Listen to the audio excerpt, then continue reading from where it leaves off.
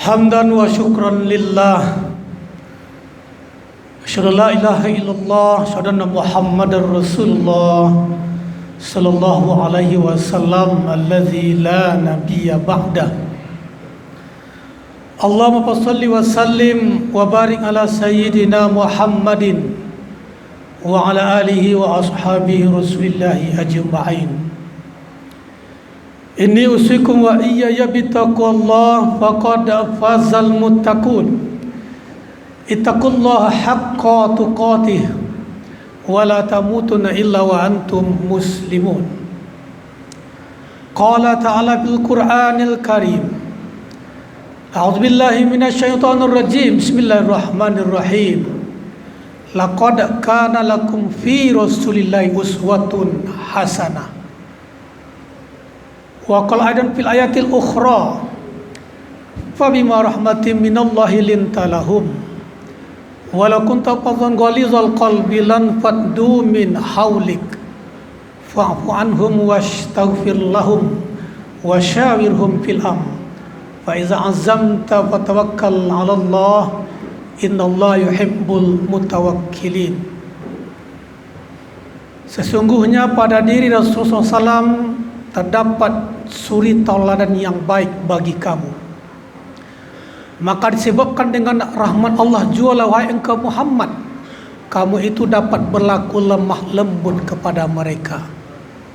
Sekiranya engkau kasar lagi berhati keras, mereka akan menjauhimu. Oleh karena itu maafkan kesalahan mereka, mintakan ampun kepada Allah, dan bermusyawarahlah dengan mereka dalam satu urusan. Maka apabila itu telah kamu lakukan dengan keinginan yang kuat, maka bertawakallah kepada Allah. Sesungguhnya Allah sangat mencintai orang-orang yang bertawakal. Sidang jemaah Jumat dimuliakan Allah. Khatib mengajak untuk diri khatib sendiri dan jemaah Jumat sekalian, mari bersama-sama kita meningkatkan rasa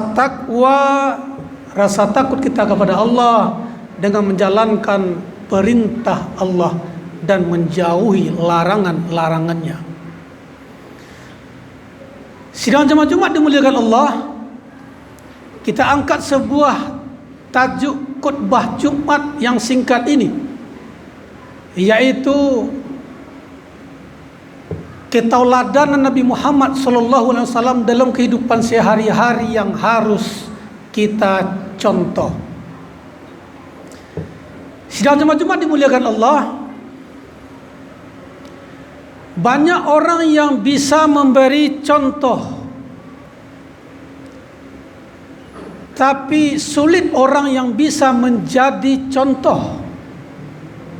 Memberi contoh itu sangat mudah, tetapi menjadi contoh itu yang sulit. Dengan kemajuan teknologi, dengan kemajuan zaman saat sekarang ini, kita ingin mengambil contoh bagaimana Rasulullah SAW memberikan contoh suri tauladan dalam kehidupan sehari-hari beliau. Ini yang mesti kita ambil, yang mesti kita ambil pelajaran hikmah dari keteladanan beliau. Sidang jemaah Jumat dimuliakan Allah, Nabi Muhammad SAW memperbaiki akhlak dengan akhlak. Jangankan sahabat-sahabat musuh pun segan sama beliau. Oleh karena itu ada 3 hal yang mesti kita contoh dari kepribadian Nabi Muhammad SAW. Yang pertama adalah beliau memiliki akhlakul karimah, akhlak yang baik, akhlak yang agung, akhlak yang mulia. Akhlak adalah budi pekerti, tingkah laku, perangai, tabiat. Dengan kemajuan teknologi saat sekarang ini akan memberikan warna kepada sikap perilaku seseorang karena dipengaruhi dengan teknologi, dipengaruhi dengan pergaulan, dipengaruhi dengan berbagai macam yang dilihat, yang ditengok. Oleh karena itu, Nabi Muhammad SAW berikan contoh, beliau mempunyai akhlak yang baik. Nah, persoalannya adalah kepada siapa kita harus berakhlak. Yang pertama tentunya kita harus berakhlak kepada Allah Subhanahu wa taala. Bagaimana cara kita berakhlak kepada Allah? Pertama, jangan sekutukan Allah. Yang kedua, jangan sembah selain Allah. Terpatri dari hati sanubari paling dalam kita, asyhadu alla ilaha illallah wa asyhadu anna Muhammadar Rasulullah. Aku bersaksi tidak ada Tuhan selain Allah, dan aku bersaksi Muhammad itu utusan Allah. Persaksian itu terpatri di dalam hati sanubari kita. Ada orang yang dalam kehidupannya dia menjadi hamba jabatan, menjadi hamba kekayaan, maka sudah goyah. Ada yang meyakini keyakinan-keyakinan lain, muncul nabi-nabi palsu seperti Ahmad Musaddiq, muncul Jibril Liaedan, muncul nabi palsu Tuimin, bermacam-macam, muncul agama baru Jasun dan seterusnya. Maka berubah akidah. Tanjung Pinang boleh berubah, Tanjung Pinang boleh maju, tapi akhlak masyarakat Tanjung Pinang tak boleh berubah. Tanjung Pinang boleh berganti, tetapi keyakinan masyarakat Tanjung Pinang tak boleh berganti. Oleh karena itu, terpatri dari hati sanubari kita yang paling dalam, asyhadu alla ilaha illallah wa asyhadu anna Muhammadar Rasulullah. Kemajuan zaman jangan sampai membuat akidah kita goyah. Sidang jemaah Jumat dimuliakan Allah. Lalu yang kedua, kepada siapa kita berakhlak? Yang kedua adalah mesti kita berakhlak kepada sesama kita, sesama muslim. Satu muslim dengan muslim ibarat satu tubuh. Kaki kita terinjak, mulut mengatakan aduh, mata terasa mengeluarkan air, kepala terasa pusing, tangan refleks memegang kaki yang sakit. Begitulah. Oleh karena itu, maknanya adalah jika ada aib kesalahan orang lain, maka tugas kitalah untuk menutupinya. Jangan aib orang dibuka di mana-mana. Tuba liman sigalahu aibu wa an yubin nas. Beruntung orang yang sibuk mencari kekurangan dirinya sendiri, sehingga dia tidak sempat membuka mencari aib orang lain. Lebih banyak aib kita. Pepatah mengatakan, debu di seberang lautan tampak, gajah di depan mata tak tampak. Kesalahan orang sekecil apapun tampak bagi dia, tapi kesalahan dia tak tampak. Oleh karena itu, hati-hati ghibah. Orang yang berghibah nanti di akhirat kelak nanti akan memakan bangkai saudaranya. Ya ayyuhallazina amanu tanibu katsiran minaz zan innamal zan ismun wala tajassasu wala yaghtab ba'dukum ba'da ayuhibbu ahadukum ayyakula lahma akhi matan pakarihtumu. Jangan kau berghibah, wala yaghtab. Orang yang berghibah nanti akan makan bangkai saudaranya di akhirat kelak nanti. Mestinya tugas kita adalah menutup aib orang lain.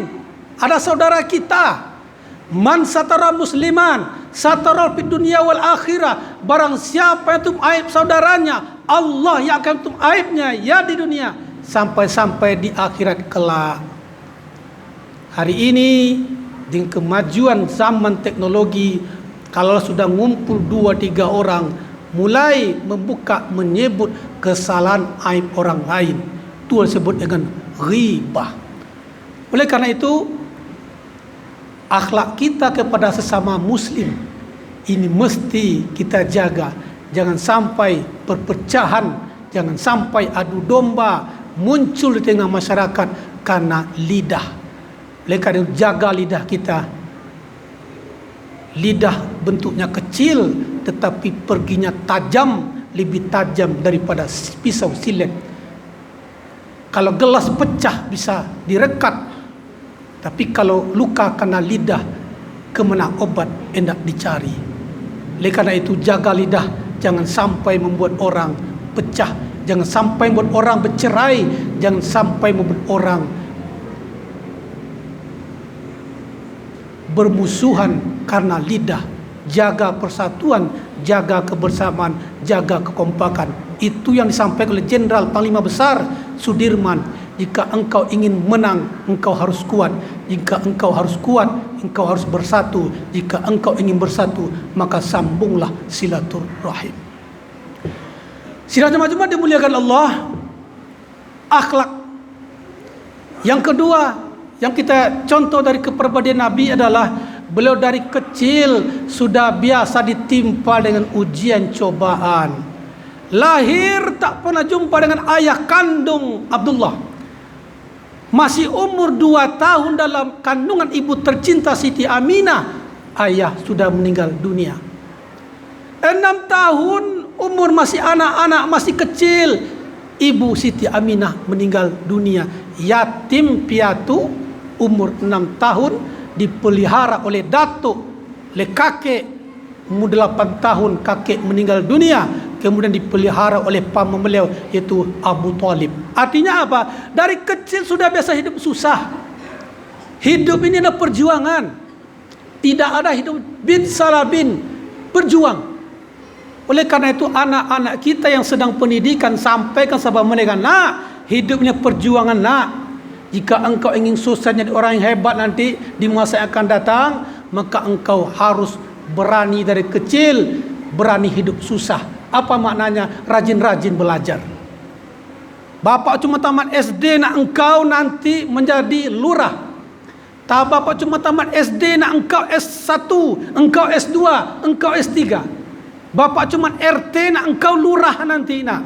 Bapak cuma lurah, engkau camat. Bapakmu camat, engkau nanti wali kota. Silakan gantungkan cita-citamu setinggi langit, asalkan di kepalamu tetap la ilaha illallah Muhammadar Rasulullah. Oleh karena itu perjuangan yang mesti lakukan kehidupan ini. Tengok sejarah Nabi Muhammad SAW.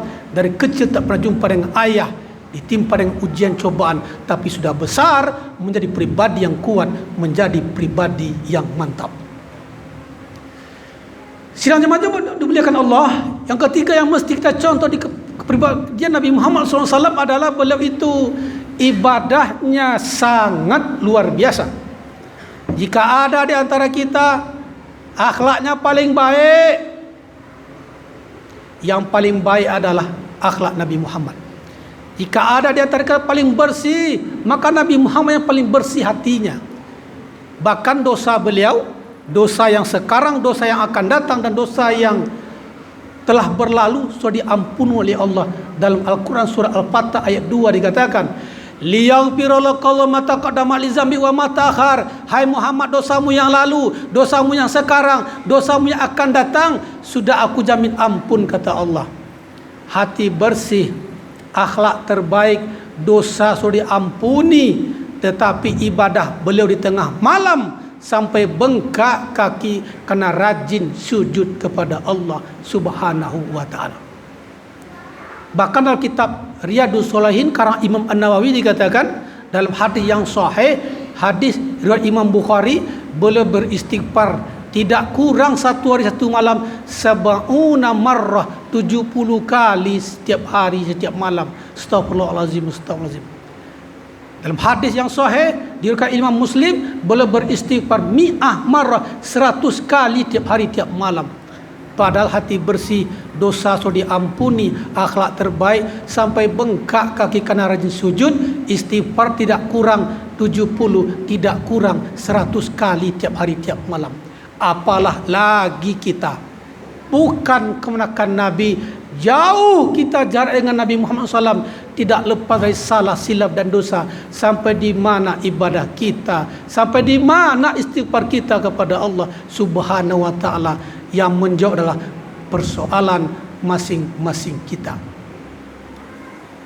Sidang jemaah Jumat dimuliakan Allah Subhanahu wa taala. Oleh karena itu kunci kesuksesan Nabi Muhammad SAW menyampaikan dakwah. 10 tahun di kota Madinah, 13 tahun di kota Makkah, 10 tahun di kota Madinah, lebih kurang 23 tahun Islam tersebar 2/3 permukaan bumi. Tidak lain tidak bukan kunci kesuksesan adalah 3. Yang pertama, beliau memiliki akhlak yang baik. Yang kedua, dari kecil beliau sudah biasa hidup susah. Beliau bukan orang yang pantang menyerah, hidup penuh perjuangan. Yang ketiga, tidak lepas berandaskan ilahiyah karena ibadah beliau luar biasa. Mari kembali kita tengok sejarah, pelajari sejarah, kita ambil hikmah dan pelajaran agar dalam kehidupan ini kita menjadi pribadi yang lebih baik, menjadi pribadi yang lebih mantap, kokoh keimanan ketakwaan kita pada Allah Subhanahu wa taala. Itulah yang kita bawa menghadap Allah Subhanahu wa taala kelak, yang akan menyelamatkan kita di padang mahsyar sampai ke jannahnya Allah. Mudah bermanfaat. Fatil absar la'allakum turhamun.